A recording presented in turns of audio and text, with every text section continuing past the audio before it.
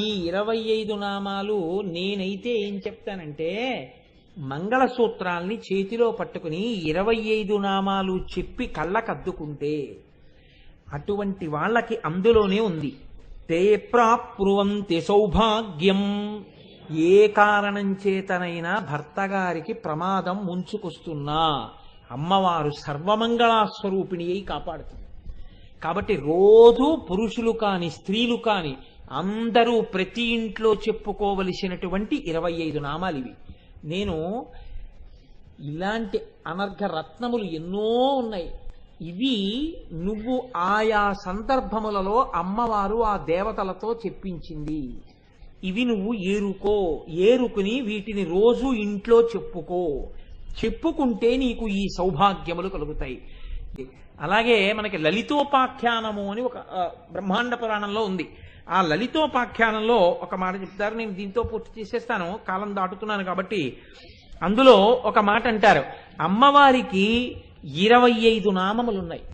లలితా సహస్రనామం చదువుకోవడానికి ఇవాళ నాకు సమయం కుదరలేదనుకుంటే, ఎప్పుడైనా ఏదైనా ప్రయాణం మీద బయలుదేరుతుంటే, ఏదైనా ముఖ్యమైన కార్యం మీద నేను వెడుతున్నాను అనుకుంటే, అమ్మవారి అనుగ్రహం నాకు పూర్ణంగా కలగాలి, లలితా సహస్రం చదివినంతగా నా తల్లి నన్ను కృప చెయ్యాలనుకుంటే 25 నామములు చెప్పాలి అమ్మవారివి, చెప్పి వెళ్ళిపోవాలి.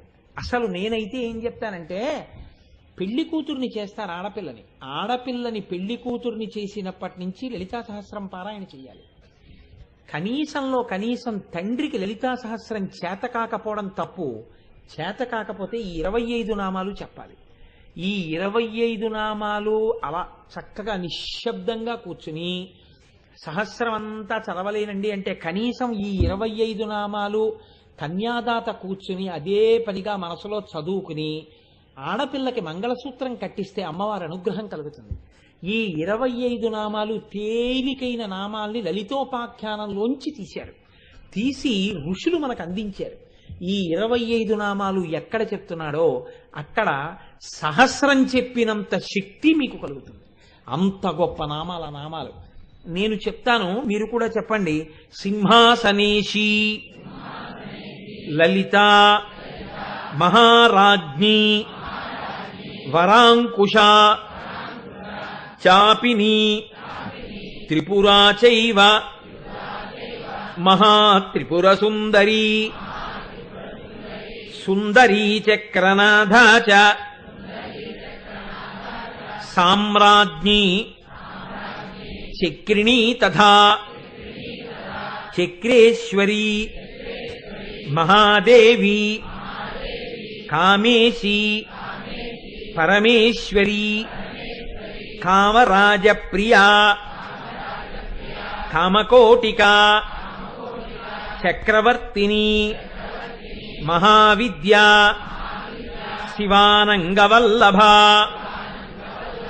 సర్వపాటల కుళనాథ ఆమ్నాయనాథ సర్వాంనాయ నివాసిని శృంగారనాయికా చేతి. ఇక్కడికి 25 అయ్యాయి. పంచవింశతి నామభిః అంటే 25 నామాలు ఎవరు చెప్తున్నారో, స్తువంతియే మహాభాగాం లలితాం పరమేశ్వరీం. లలితా పరమేశ్వరిని ఈ 25 నామాలతో ఎవరు చెప్తారో తే ప్రాప్నువంతి సౌభాగ్యం అష్టౌ సిద్ధిర్మహద్యశః. ఈ 25 నామాలు నేనైతే ఏం చెప్తానంటే, మంగళసూత్రాల్ని చేతిలో పట్టుకుని 25 నామాలు చెప్పి కళ్ళకద్దుకుంటే అటువంటి వాళ్ళకి అందులోనే ఉంది. తే ప్రాప్నువంతి సౌభాగ్యం. ఏ కారణం చేతనైనా భర్త గారికి ప్రమాదం ముంచుకొస్తున్నా అమ్మవారు సర్వమంగళాస్వరూపిణి అయి కాపాడుతుంది. కాబట్టి రోజు పురుషులు కాని స్త్రీలు కాని అందరూ ప్రతి ఇంట్లో చెప్పుకోవలసినటువంటి 25 నామాలు ఇవి. నేను ఇలాంటి అనర్ఘ రత్నములు ఎన్నో ఉన్నాయి. ఇవి నువ్వు ఆయా సందర్భములలో అమ్మవారు ఆ దేవతలతో చెప్పించింది. ఇవి నువ్వు ఏరుకుని వీటిని రోజు ఇంట్లో చెప్పుకుంటే నీకు ఈ సౌభాగ్యములు కలుగుతాయి.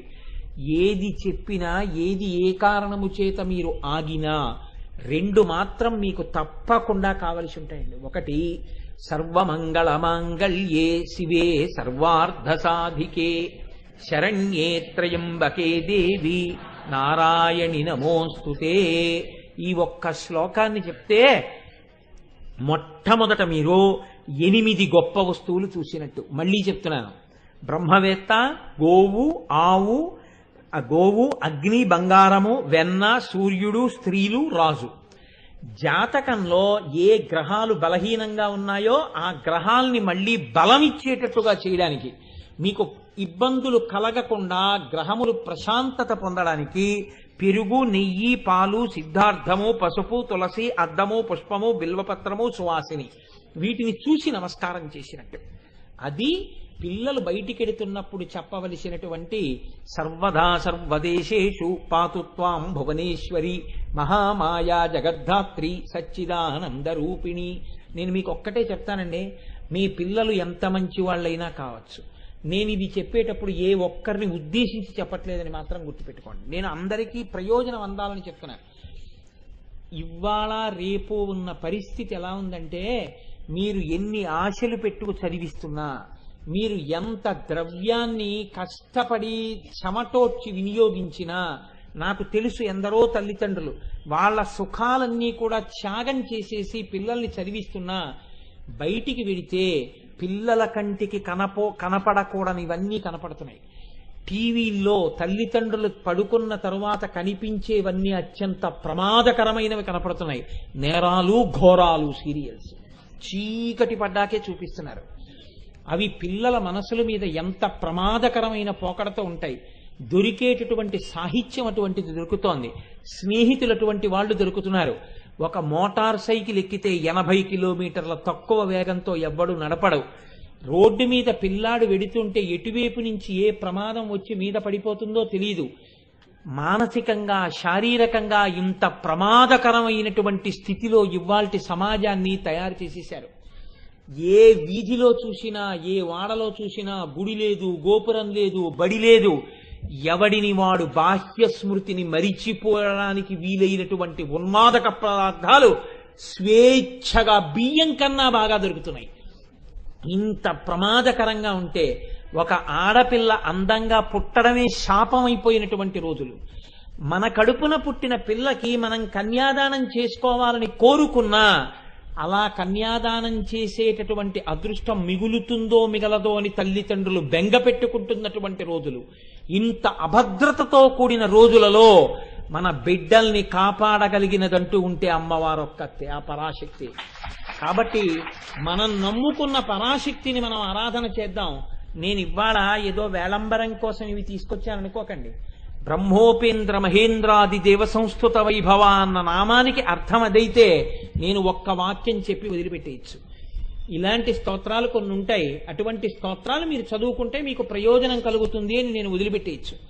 కానీ నేను అలా ఎందుకు చెయ్యలేదు అంటే, దేవాలయ ప్రాంగణంలో ఇంత భక్తితో మీరు కూర్చుని ఒక్కసారి చెప్పినా అది మీ బిడ్డల్ని కాపాడడానికి హేతు అవుతుంది, మీ మంగళసూత్రాలు కాపాడుతుంది, అందరికీ చక్కగా మంచి బుద్ధినిస్తుంది. అందరూ బాగుండడం కోసం కదా నన్ను ఇంత పెద్ద పీట మీద కూర్చోపెట్టి కింద కూర్చుని వింటున్నారు. నేను అలా చెప్పడం ఏమి మర్యాద? అందుకని నేను వాళ్ళతో చెప్పించాలని చెప్పించాను.